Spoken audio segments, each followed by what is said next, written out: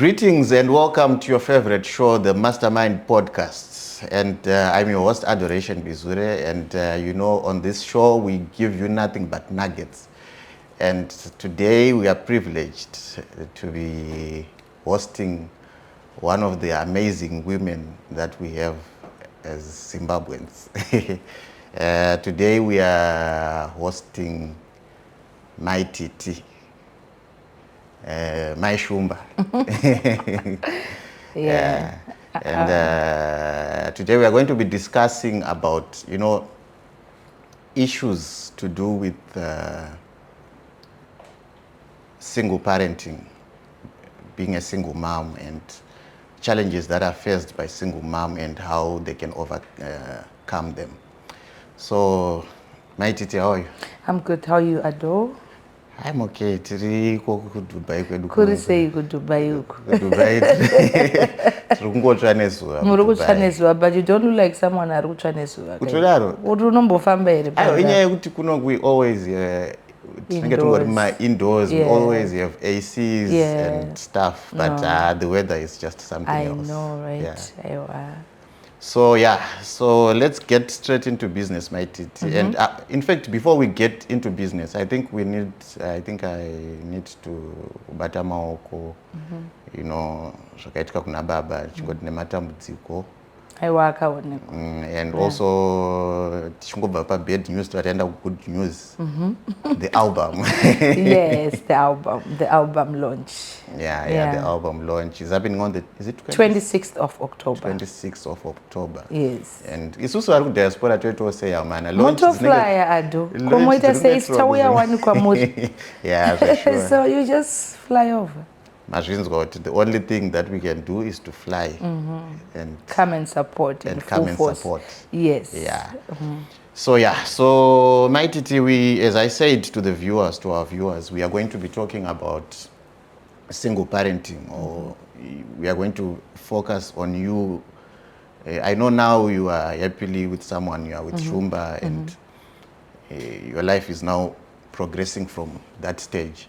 But I feel you have things that you can share, Nevan. The experiences that you went through and that you also overcame as a single parent. Yeah. So my first question to you will be, this is just a background question. How did you end up as a single parent? Is it like it was a phase where we can say it was like you were still immature and then you made decisions that ended up you being a single mom, or these were issues that were actually irreconcilable? Okay. I had my first child when I was 18. Then I stayed with the guy for almost a year, and then we parted ways. I guess that time, because it was soon after high school. Then at the age of 21, I then got married, a white wedding to this guy. But unfortunately, the mom didn't really like me. Vangwane, that strong belief yekuti kurora mvana. Ndo ana amwene vekudhara vekuti kurora mvana iwe mukomana, cause anga ari mukomana kuchechi. Takasangana kuchechi, tikadanana muchechi, and she really didn't approve. So that kind of marriage yekuti the son anengari mama's boy, he was the only son, and he had this strong bond na mai vake, and then there comes me, the murora, arimvana. So I think most of what happened in that marriage yaka contribute kwa nevangu vakati surround. And then obviously nayewo pusha. Sometimes you stand for your wife, but I guess that blood sticker is very strong, because so we ended up just parting ways again. That's how I became a single mom, and it was not easy for me, because now ndandane vana vairi wake newandakauya naye mu marriage. Akuna namuya ndisina kuona as a single mom. Nairoja Glenview 1, I remember ndichiroja pamapepa mwe masikana 2 vanga vakashaikirwa nevabereki vavo, and they wanted to teach me kuti ndiite that hooker yekunomira patichagarika. At that time I was renting ku Glenview 3. sikanzi you are a single mama una kana chawinacho but unoramba kuti unomira nesu isusu takasirwa imba nevabereki you have nothing, you know. But kana usina kuzvijaira, it was really hard for me and ndairamba, but vaizondionesa moto pa month end. I remember at some point pavakazondidzinga vachinditutisa zvinhu panze, and it was such an embarrassment because everybody wemuraini, you know, had to come out and see kuti amai avari kudzingwa. It was that bad. So I faced so many challenges, kushaya mari, and unfortunately my baby daddies, both of them, they were not there for their kids. So ndaimboita zvekuenda kumaintenance kuna 40 ndichimukira kumapurisa, but it didn't help because at the end of the day they still wouldn't pay the money. Saka ndakazongosvikawo some point ndakazoti, you know what, till when ndichingoita chase this man? They know they are the fathers and they don't want to be responsible. You can't keep on chasing baba vemwana. You know, a father doesn't need to be forced to take care of their own. That's so true. They need to own up, whether muremeso or mosi, but the fact that ndiri baba. Saka ndakazongozvudza kuti vazana baba vanhu vakangondipo vana. And I accepted and I stopped kuvanetsa. Ndainetsa zveshuwa, ndakatomboita that woman wekuti ndichienda nematombo ndichinoita noise. So I'm trying to fight kuti vana vachengetwe, but I guess kazhinji musingle life vanhu vakarambana ndoona sekuti varume vanobva varamba nevana most of course there are some men who will still be responsible, but there are some wekuti akakuramba nokuramba nemwana zvekuti they don't care kuti kurarama sei, and vanenge vachitofunga kuti kukupa mari kupa iwewe because iwewe ndiwo wavasisadeka. Saka imagine kuti achikuwaira mari muaccount akutofunga kuti saka iwewe wakatochena nemari yake, but arikangana kuti kune mwana ada kuenda kuchikoro, kune mwana ada kuita so it was really a hard moment for me. Ndakaomerwa sometimes, ndakatomboita suicidal, but then God protected me. Nguva yanga isati yakwana, but ndakatombotryawo kuti take my life because it was really hard. Imagine urufunga kuti vana vodyei, and from time to time vana vangu vaidzingwa chikoro. It was that bad. It was really bad. It was really bad. My parents were there, but you know, uri munhu aita mistake twice according to our parents. I come from a very strong Christian background. My parents angu, they believed kuti musikanzwa wandakanga ndaita after vambondipa warning, because my mom used to say, you see, waita mwana, now you have to continue with school, because my dad wanted me to be a lawyer. But you know, kana ungorone umusoro wako wakaoma unenge uchitorione zvauda kuita. Saka they were not happy with what happened, and even kusiyana kwandakazoita with my second husband, they were not happy. Saka panga pasina kaukama kakanyatsoti. Though my mom sometimes she would take the kids because she felt more for vazukuru vavo. Saka vaimboitawo chip in, vakambotumira upfu kwandairoja, vakambotumira chii and stuff, and but still zvinenge zvakangooma. But ndakazosvika pa breaking point yekuti, you know what, I have to stand up and do something. And I then started thinking chii chandinogona kuita semunhukadzi asina murume, asiri kuita depend on murume. Then ndakafunga kuti ndinogona kusona, because I'm also a designer. Ndogona zvokusona, I design clothes. Ndakatanga kudesign all my t-shirts that time, ndichifamba murai ndichitengesa.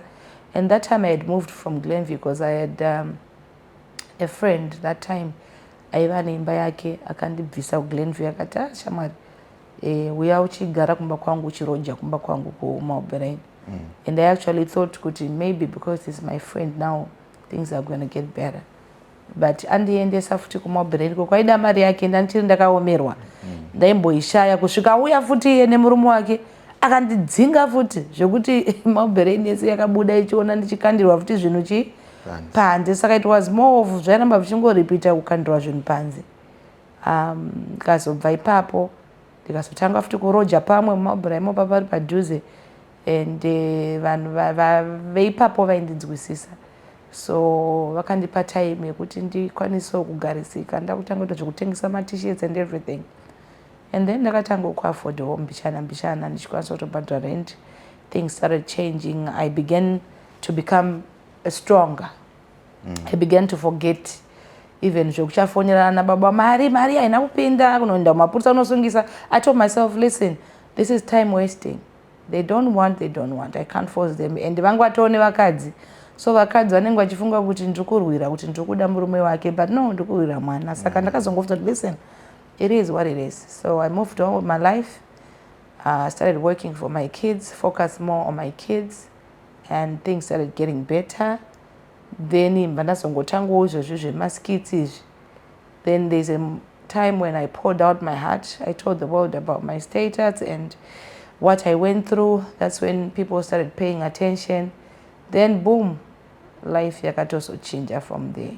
Yeah, the sure life yakatoso change. Yeah. And I still remember that time we had Katanga Uziayo. Yes. And it was something chekuti everyone, including, I'm sure even the president, he knows you. Yes, it does. Yeah, everyone knows you in Zimbabwe. They do, yeah. And you also mentioned kuti the relationship yakakanganisika with your ex-partners. But I know kuti vana vanoramba vaine connection nana baba wavo kazhinji kacho. Yeah, true. And even as they grow, that's when the connection also grows. Identity yangu kuti. Yes.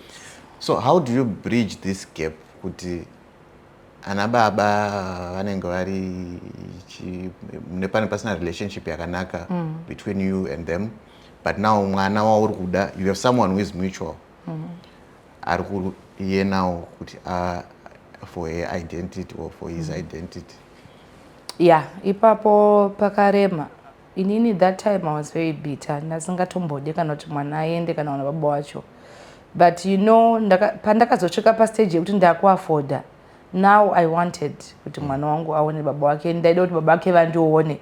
Kuti you did not break me. So I forgave. Ndakagara pasi, besides kuti vandione kuti you did not break me. I was like, at the end of the day, vana vane ropa rimwe. As much as we are bitter, as much as tine hasha, as much as takaitwa rafu, takaitwa zvatakaitwa, mwana ana baba wake, mwana ana baba wake. We are cultured people. Zvimwe zvinhu zvinoitika unoziva kuti mwana dzimangwana zviri kuda baba wake. So I thought about all that. All right, future ikazodai, all right, zvikazodai unongochudzwa nevakuru. Saka iwe uzotaura, ini ndinono one of the women who would like, anororwa mwana wangu handidi kuona baba wacho. I'm one of those women, but now I don't care. Anofana kuyongogara pasiti achitoona mwana achitoroorwa zvakanaka, o achitoona mwana achita zvakanaka pasina sendi rake kuti azive kuti no, at the end of the day mwana akakura akachengetwa.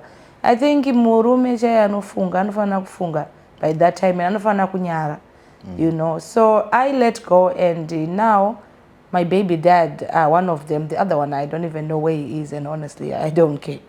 Because andingatsvage kuti baba vauyu vari kupi, but vamwe vacho vatiti, I let him in our lives. We talk. Anouya kuzoona mwana once in a while anomubvisa $100. Yeah, ndinongotambirawo ndotenda, dzimwe nguva anogona kubvisa 50, ndo yaanoti anodi anoafforda because anewo family, and I'm not fussy about that. Chandakangofara ndechekuti mwana akuwirira noona baba wake zvisina kurwa kwedu, zvisina chii. So I know it's not easy, and vakadzi hobo vakangofanira ngachibheja zvandakaitwa nemurume uya, I'm never going to allow. But sometimes just let go, as much as it hurts. Unotozoona kuti zvinogona kukurerukira because godo racho iroro raunenge uchifila ndiwo uri kukwara. Most men, I don't think they've got time to sit down and start thinking. And no, which means kuti kwari hazvimudzosere kumashure kuti kune mwana wangu ari musango. Because vatoo vana vemusango ka. Anenge atoo mwana wemusango. So iwewe chirega kuomesera mwana. Because at the end of the day mwana futi kana akura, vana can be very stubborn. Pane mwana weshamwari yangu wandakanzwa achipengera mai vake, I want to say my dad, you deprived me, but she doesn't understand what took place at the time mai vake vaiva nababa wake. But mwana ka ndo zvaari kuda, saka usazosvike pa time iyoyo kuti unozodisappoint kuti mwana uyu, she doesn't know what I went through. Just make ways. Ku make a peace doesn't mean kuti uri kuda munhu, or doesn't mean you are desperate. Wow. It's for your own good. Be at peace with the bitterness, be at peace with the pain, be at peace with what happens. And you actually see that by having that peace, you open doors. But sometimes we block our own blessings. That's right. We are angry, we are bitter. So my blessings are not gonna papi. You get what I mean? Yeah. Because everywhere is blocked. I'm full of hate. I want him to die. Sanikesusu masingu mother nechitogada yamuka akafa mangwana obva atomuka akatenga mota. You get what I mean? Yeah, Which true. means God is trying to show you that your ways are not my ways. God will still bless your enemy. God will still bless that person who hurt you because those are anoita. So once you take that serenity and say, okay, fine, it is what it is, you will see God blessing you and that person again, because apaniche munhu because akakurwadzisa Mwari anoita zvaanoda, and it's not every time karma visits. Let's not always pray for karma. Sometimes it will never come. Wow. Yatova semunhu Mai TT. Sometimes karma will never come. Papupet ndonga munochimhanya chaizvo because yeah. Unogona namatira karma isiri kuuya. Every day you are wishing for someone to go down. Mangwana arutoita zvinhu. Mangwana onde zvinosvika ka because every day you will be following. It's not like we don't follow. We can block them, but we will still try to see which masana aruite. You get what I mean? True. Because you want to know, you want to see his downfall, her downfall. So I think let's just let go. So guys, I'm sure we are learning a lot of things here. You can agree with me that she's just loaded with information, and I think pandakafunga kuti vatore topic ino I was right also, because she has a lot of information. So let's move forward now, Mai TT. This whole drama with the exes and ababoyana iri point all. Now let's what time do you think Mimia is proper for you to introduce munanenga in your life to your kids? Is it time you put okay, let me not give you leading questions. Let me just give you the question as it is. What time do you think is proper? Inini, I don't know, honestly, because I deserve to be loved. And they say a lot about me, your way, she's always moving on and whatnot. Everybody wants to be loved. Bible love I'm still very young. I'm not yet 40. Don't expect me to be a widow. I don't want to be a widow. And I should wait and say, now I need to take time, whatever. But whenever you're ready, and if you feel like you need to move on, move on. Have someone, introduce that someone. Because it's not like... moving on, I agree with you. You can move on. Introducing a person. That part I don't know, like I said, because once munam life ya kuvana vachatongomuziva, especially kana muchionana or achiuya, you get what I mean? Saka achina kuti time, because time amatotanga kudanana iyoyo. Obviously your kids have to know there is someone. Unless musiri kudananira na kumba or whatever. But I guess that time iyoyo yamuri kudanana vana vanongofana kuziva kuti mom has got someone. Because personally I'm open like that. They know everything. They know when I'm in love. They know when I break up. They know when I'm heartbroken. I've always been close to my kids like that. Because that's just me. And also, can we... I know as women, as humans, we all want to be with someone, as you are saying. But I think there are also benefits or advantages of just being a single mom, and this is what but I think there are. There are. What advantages do you see? You can still be single and happy. Yeah, you can still be very single and very happy. It doesn't mean you could say that's why I said that's why I said personally. There are some people who are heartbroken to the extent that they don't want to see men around them, and they put all the pain and everything in themselves now. They focus more on themselves. Sometimes heartbreaks are not zvakawanda. Vamwe vanobva handishada kana kupinda mulove. Vamwe vobva vati usi pamwe zvichaita. Vamwe vobva vakaitawo sena noti I will never quit because I want to be in love. I don't need to copy this person to say okay now I give up because I'm single and whatever. Sometimes munhu wako anenge atoriko somewhere. Only take a couple of people for you to get to your person. Sometimes you can kiss as many frogs as you want. Also one are your prince. It happens. Or sometimes you'll never find the prince. Saka, it all depends with the future which is only known by God. And that's true. Yeah, but kuvariko masingo andotoziya nanhasi anotaura kuti handidi kuona murume. I've got my nini, she's now a pastor. Vakaita murume mumwe chete, murume wachona akavaitirawo zvaakavaitira, akaenda kusmall house, akazoita zvaakaita, akadzoka kumbira regerero, but it didn't last long, he died. And from that time, my nini wangu focus more on herself. She's one of the most powerful single pastors in this world. Very powerful, very rich, very influential. Hakuna kana murume watikamboona kana watingafungire. Tinotomboti chiroorwa ikamuita izikanzi ndinomudi, she's got everything that she wants. Because vakafocus more on herself, and that is her. That's true. And when it comes to balancing up, because sometimes like Munukana Angari was a single parent, and then they finally find someone. You know, you feel like this is all I have ever wanted. Of course, it's all that you have ever wanted. But when it comes to balancing the new love that you have and your kids, because we have heard of cases where, you know, people have neglected their kids. Very true. We hear women, maybe they dampa vanakana kumusha. True. Or cheech, no. Yeah, very so careless, and it's sad. And I will never leave my kids for anything or for anyone. For example, I once found a guy who wanted to take me to England. That time, Nazingatombozi, the UK. And he made me to choose between E and Evana. Vangu. Relationship with Nagana was on last a day. I was like, listen, as much as I want to go into UK, I can never choose you over my kids. Inini ndinopinda muminzo wanevana vangu zvese zvinoitika mulife mangu vana vangu, they will be right there with me. Because I always say my kids first before even wandoda wacho. It's my kids first. Nyangu ndikapinda mulove yakaita sei vana vangu kutanga, and if I see that you don't love my kids, then we can never be in a relationship, because hapana panchasiya vana ndakatambura nevana. Saka if I'm going to be happy, I'm supposed to be happy with them.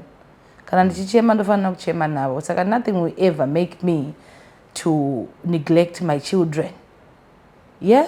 Not even, I don't know, not even heaven itself. Kuti kwanzi, vana Mai TT kovneji jitosiya ivana. Because what I've been through nevana ivavo, I don't think I would want to neglect them for anything. Wow. Never in my life. So it's quite sad. I remember when I was in prison, there's a lady, akauraya mwana anzi nemurume ndiri kukuroora, akanomukanda mvura. She's still there. Akangoenda naye mumvura pakati pedhemu kwakunomukanda. Mwana wake wanga atokudza, simply because she wants to get married. So she went back to the boyfriend. She's like, I got rid of the child. The same man aida kumuroora ndiye akanomuripotera. So I mean, sometimes vakadzi kakudhakwa katinomboita tinonyanya kutorwa nelove. Ini ndotorwa nelove ende ndinopinda mulove zvekuti, but love yangu haindidhakise zvekusvika pakukanganwa vana vangu. So yeah, it's sad, and I don't encourage that. Madzimai ukaona wada nemunhu asingade vana vako, siya. We know we all want to be loved, we all want a fatherly figure, but fatherly figure kana isingada iwewe nevana vako zvinonzi yanzi kukweva masanzu, wanzi wadachi shona iya wakweva unokweva nemasanzu aro. Saka iwo kana wakandinyenga uchiziva kuti ndiri mvana, why are you now telling me kuti vana kumusha, vana kwagogo, for what? No, that's not it. And as a single mom, Mai TT, what mistakes have you personally made that you feel, Papa, I think I should have done things differently?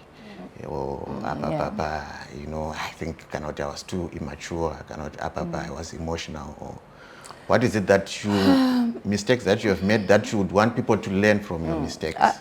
I have fallen into the wrong hands so many times.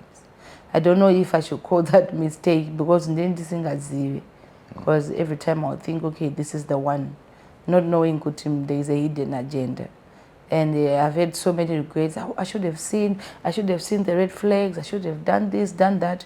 But panguva iyoyo pazvinoitika, unenge usingaoni kuti zviri wrong, unenge uchifunga kuti zvinogadzirika.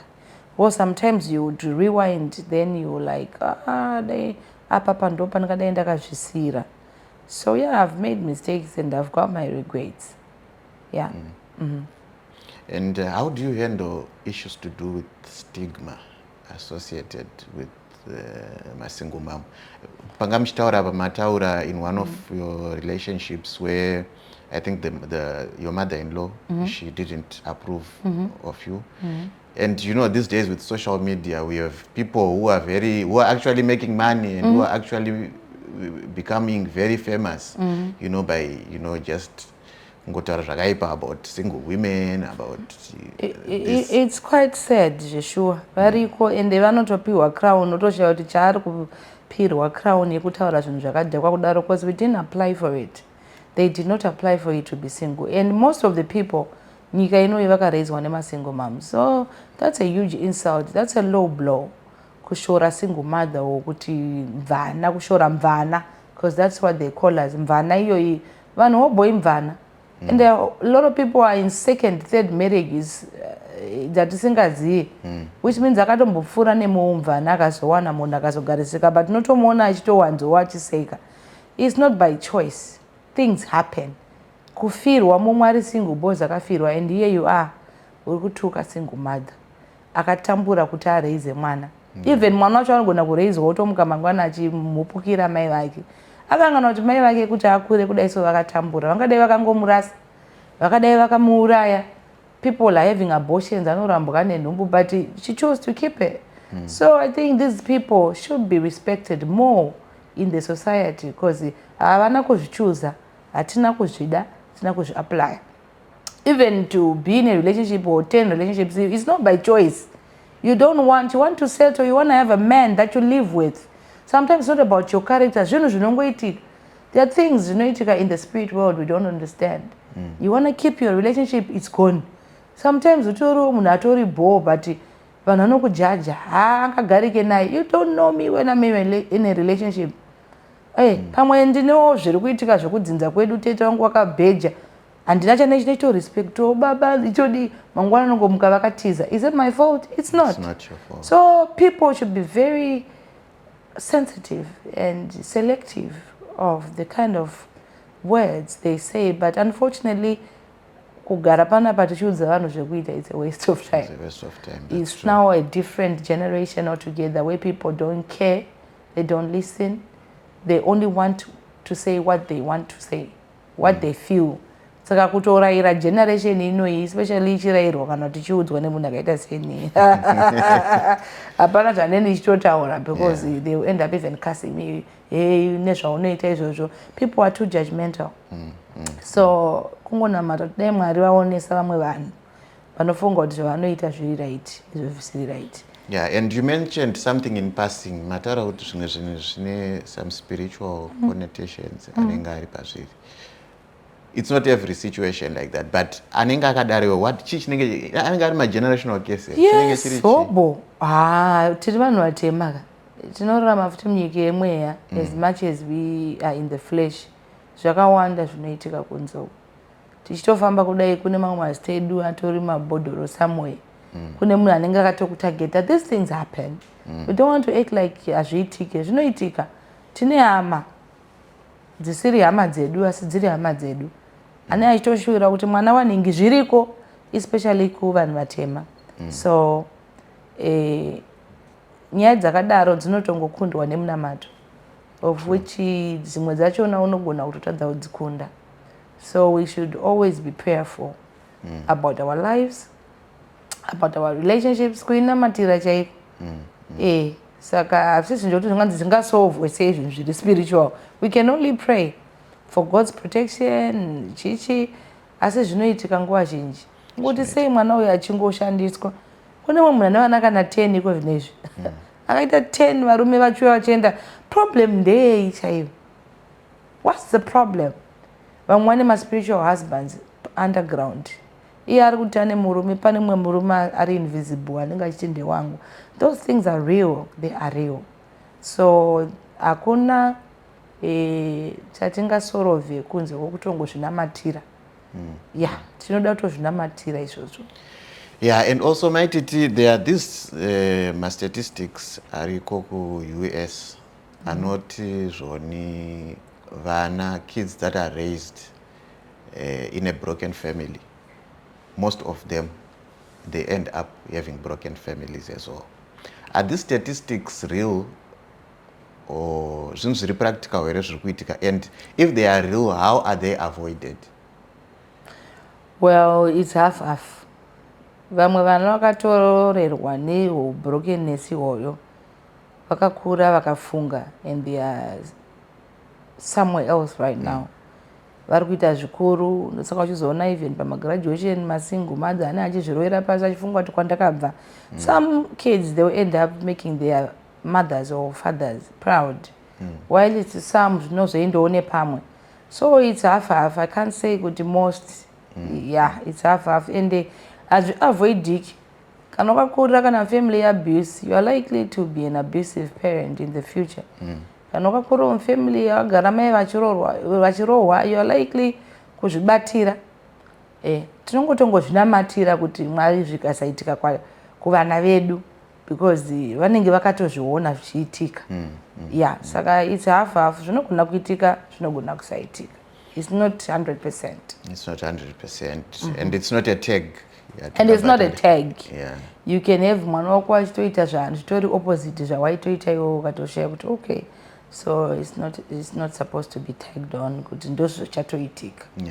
Yeah. And I think imwe issue yandinoona inostraina marelations between vanhu vanga vakadanana vakaita mwana issue yemaintenance.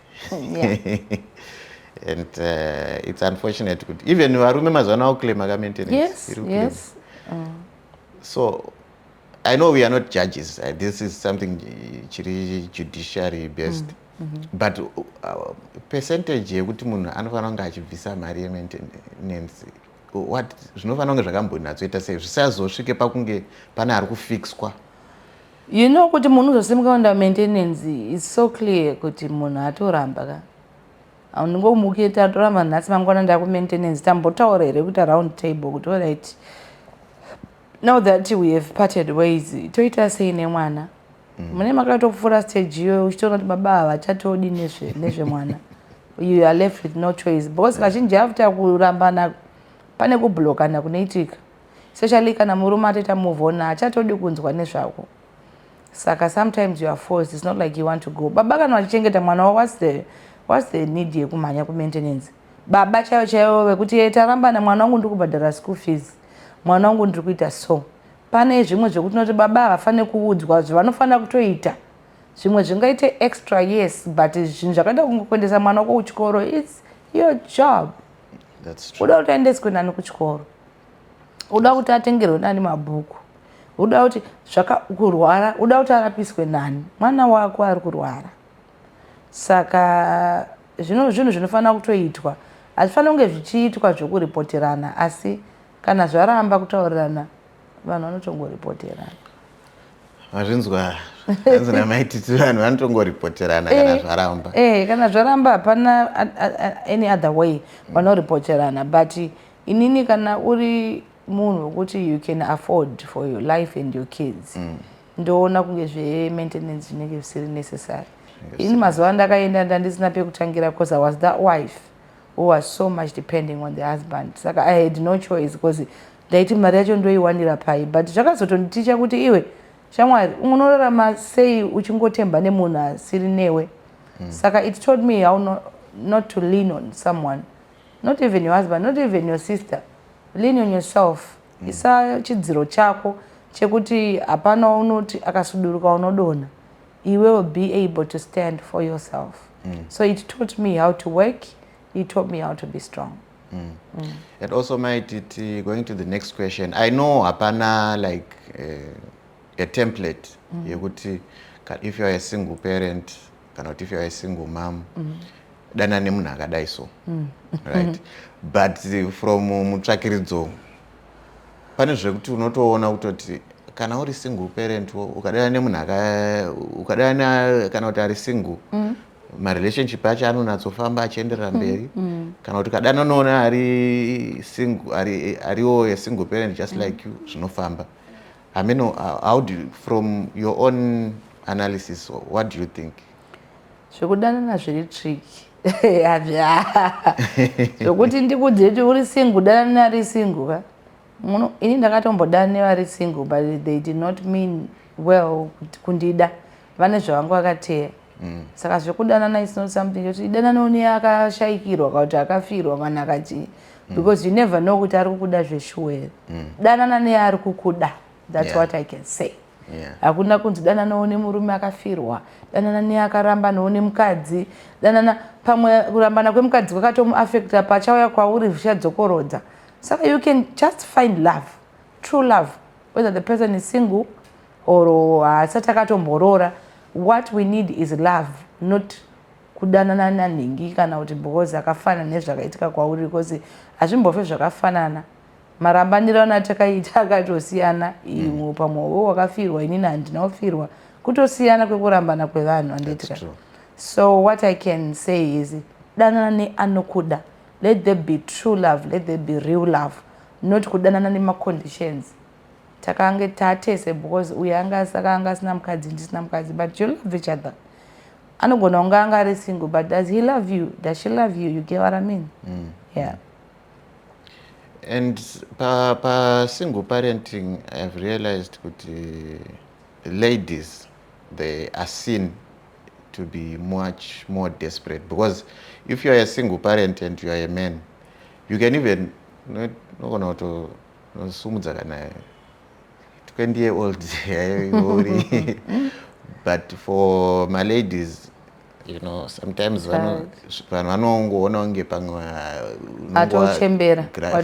yes, yes. Yeah. How do you see yeah, very tricky for sure. Vakadzi dzinonzi tinochembera more than varume. And it's quite sad because murume chero akaita 70 years anogona kuzvibatira ka 15-year-old kake akatopinza mumba. Look at Regina Daniels. Akatopinda mumba mune murume ane vakadzi vake 5 but she's there playing the wife role. And nobody's, yeah, people judge but antorimo handiti. But dai akanga ane vana vake achienda kune mumwe murume maybe asiri that man aigona nojudgwa kufamily ari kuenda kuti akatora munhu ane vana vake. So it's quite sad kuti isusu tinojudgwa ine taura nzi unonzwa munhu achiti Mai Titi zverudo muchazvidii iwe shamwariwe azvidi what.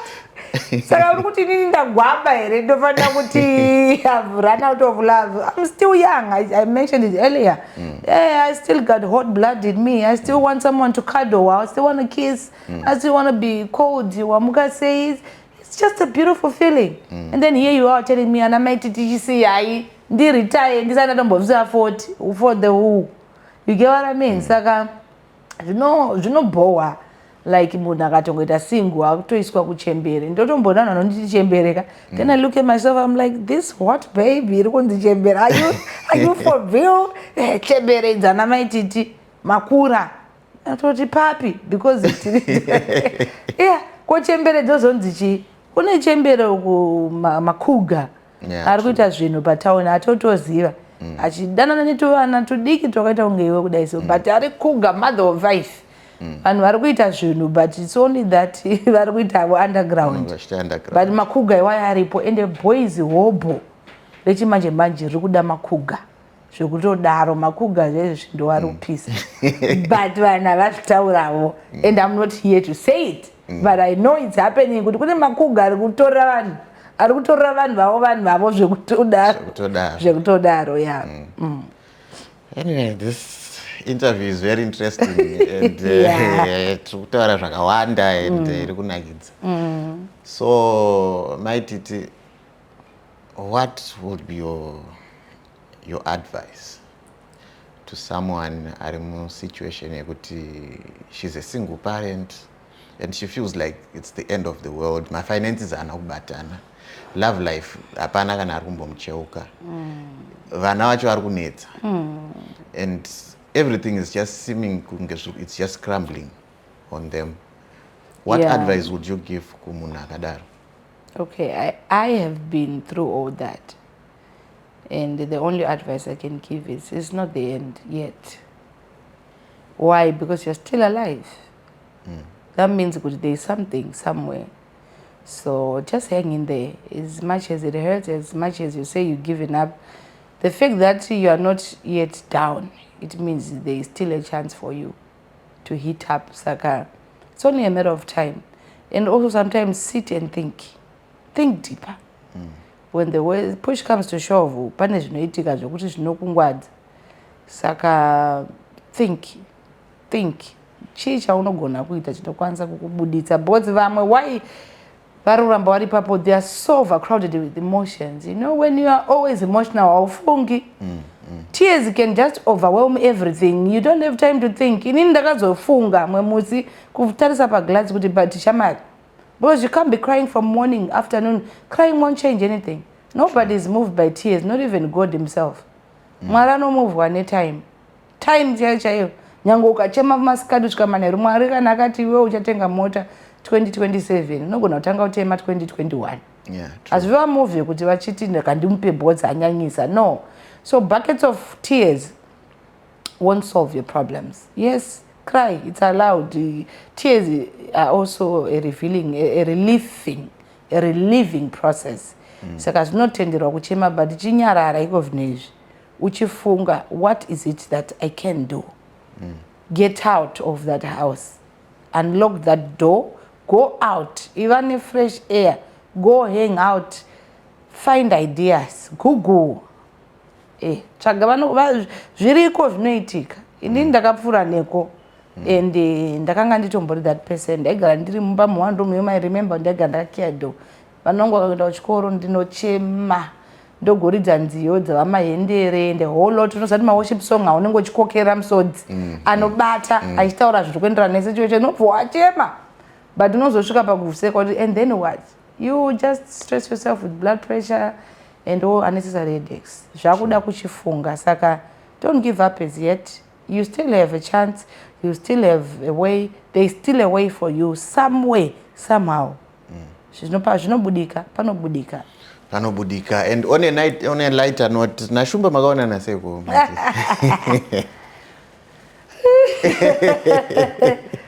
Shumba vakandotomboti baba vaitadzanei vakambouya mulife yangu 2020. But pavakauya vachita zvebasa, handizivo kuti vairevetsa here, but vakauya vachida kuitira advert yecleaning company yavo. Vachiti vada kuuya kuzosella in Zimbabwe. Saka he wanted someone who's influential. At that time it was strictly business. Ndikatovati kana mauya ndokuti tizonyatsogara pasi titaure. So he's always been there, but vasingasvitse shoko. Shoko vakazorusvitsa 2022 pandakapesera kuchata my last wedding. Ndo pavakasanga kuita interest, kuita check up on me, talking to me. Ivo vanondiudza kuti vakanga vatorwa moyo neimwe video yandakaita ndakapfeka short red green. Saka tinongotenda short red green iroro. Vakazoti kuti vave nemumwe muono pandiri. So then he told me how much he likes me. He's always now watching me. He's obsessed, sort of. And then I had to fly over to UK kunovaona. Then patangoona naka chemistry kacho kakabva kangolaita. And that time vakandiona ndaitove down because nandichitiro mafracas zangu enyaya dzangu naex. But he was there. He was more of a friend. You know, that friend wekuti anokusimbisa. And ndoda kuatenda because ndo vakaita kuti ndisimbe. Even kuzopinda kwangu mujeri, I knew that out there I've got someone who loves me. Because he made me see things differently. But you have a very beautiful love story. I don't know why you don't put it out there. So Shumba was there even during the time you were in prison. Yeah, and they would come every 2 weeks. Wow. Yes, and they would write me letters.